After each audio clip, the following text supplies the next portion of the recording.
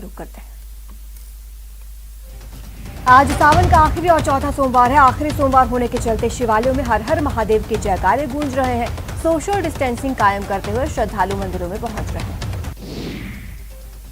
प्रदेश में पंचायती राज चुनाव के नामांकन का आखिरी दिन, 6 जिलों में होने जा रहे चुनाव। दोनों प्रमुख पार्टियां ऐन वक्त पर खोलेंगी पत्ते। प्रधानमंत्री मोदी ने स्वतंत्रता दिवस के मौके पर लाल किले पर झंडोत्तोलन किया, देश को संबोधित किया।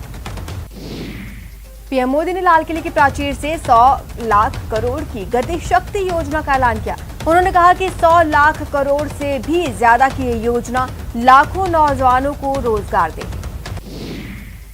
पीएम मोदी ने नेशनल हाइड्रोजन मिशन का भी ऐलान किया। उन्होंने कहा, भारत आज जो भी कार्य कर रहा है उसमें सबसे बड़ा लक्ष्य है जो भारत को क्वांटम जंप देने वाला है, वो है ग्रीन हाइड्रोजन का क्षेत्र।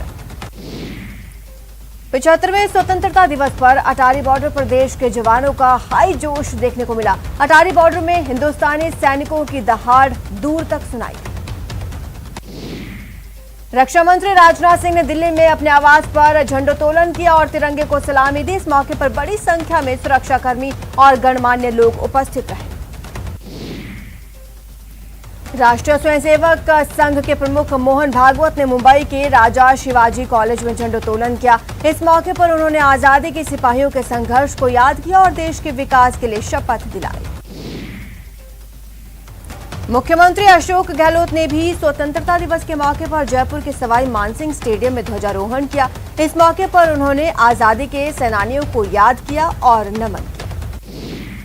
सीएम अशोक गहलोत ने प्रदेशवासियों से नए संकल्प की अपील की। गहलोत बोले कि स्वतंत्रता सेनानियों ने जो सपने देखे थे, राजस्थान उसी राह पर आगे बढ़ रहा है। मुख्यमंत्री ने केंद्र सरकार पर जमकर हमला बोला। कहा, केंद्र ने तय कर रखा है कि हठ धर्मिता से ही राज करेंगे और किसी की परवाह नहीं करेंगे। आरसी अध्यक्ष वैभव गहलोत ने आरसीए में झंडारोहण किया। इस मौके पर उन्होंने कहा, देशवासियों को आजादी के मायने समझते हुए उन लोगों को याद करना चाहिए जिनकी वजह से हमें स्वतंत्रता मिली।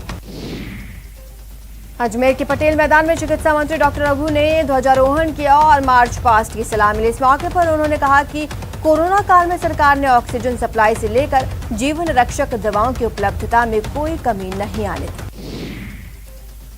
स्वतंत्रता दिवस के मौके पर जयपुर के बीजेपी कार्यालय में पार्टी के प्रदेश अध्यक्ष सतीश पूनिया ने ध्वजारोहण किया और नेता प्रतिपक्ष गुलाब चंद कटारिया, विधायक अशोक लाहौटी समेत कई नेता मौजूद रहे।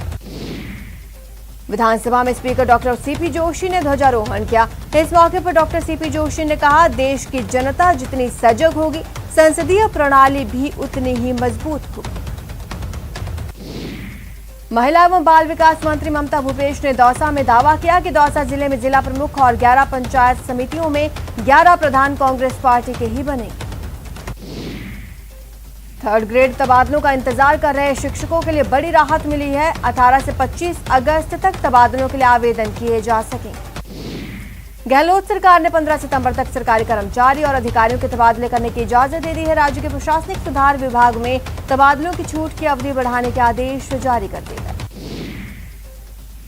राजसमंद जिले के आमेट केलवा रोड पर चतराजी का गुड़ा स्थित शान पेट्रोल पंप के मालिक इंजीनियर सोहन गुर्जर ने नीरज नाम के व्यक्ति को मुफ्त पेट्रोल डीजल देने का ऐलान किया। ये ऑफर 15 अगस्त से 14 सितंबर तक यानी 1 महीना चलेगा।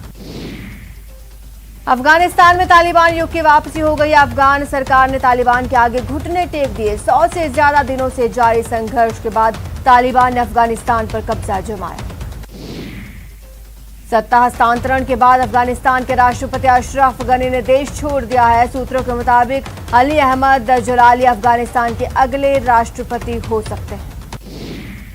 अफगानिस्तान संकट के बीच काबुल में फंसे 129 भारतीय दिल्ली पहुंच गए हैं। काबुल से सभी यात्री एयर इंडिया की फ्लाइट से वतन पहुंचे। अफगानिस्तान के राष्ट्रपति अशरफ गनी के देश छोड़ते ही तालिबान लड़ाके काबुल में घुस गए। इस बीच अमेरिकी दूतावास के पास 2 बड़े धमाकों की खबर है। गोलीबारी के कारण काबुल एयरपोर्ट पर भी आग लग गई।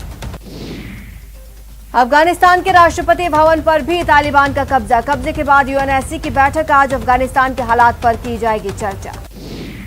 मेघालय के मुख्यमंत्री कोनराड संगमा के आवास पर पेट्रोल बम फेंका गया। हालांकि किसी तरह के नुकसान की सूचना नहीं। हिंसक घटनाओं के बाद शिलांग में पूरी तरह से कर्फ्यू। भारत और इंग्लैंड के बीच लॉर्ड्स में खेले जा रहे टेस्ट सीरीज के दूसरे मैच का चौथे दिन का खेल खत्म हुआ। खराब रोशनी की वजह से खेल को पहले रोकना पड़ा। स्टंप्स तक टीम इंडिया ने 6 विकेट के नुकसान पर 181 रन बनाए। एसीबी बांसवाड़ा और उदयपुर टीम ने संयुक्त कार्रवाई की। कुशलगढ़ पंचायत समिति के घूसखोर बीडीओ को गिरफ्तार किया।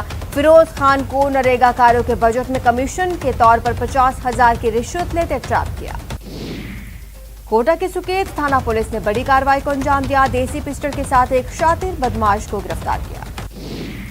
कोटा के अनंतपुरा थाना इलाके के खेड़ा जगपुरा में संदिग्ध अवस्था में कमरे में मिला महिला का शव। मृतका के शरीर पर चोट के भी निशान मिले हैं। पुलिस तफ्तीश में जुटी। कोटा के एक मॉल में पार्किंग स्टाफ द्वारा इंजीनियरिंग छात्र के साथ पिटाई का मामला सामने आया।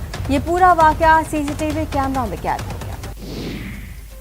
तीर्थनगरी पुष्कर में कांग्रेस के 2 गुटों में जमकर मारपीट हो गई। युवा कांग्रेस के राष्ट्रीय अध्यक्ष श्रीनिवास के स्वागत को लेकर ब्रह्म मंदिर के बाहर पार्टी के 2 गुटों में झड़प।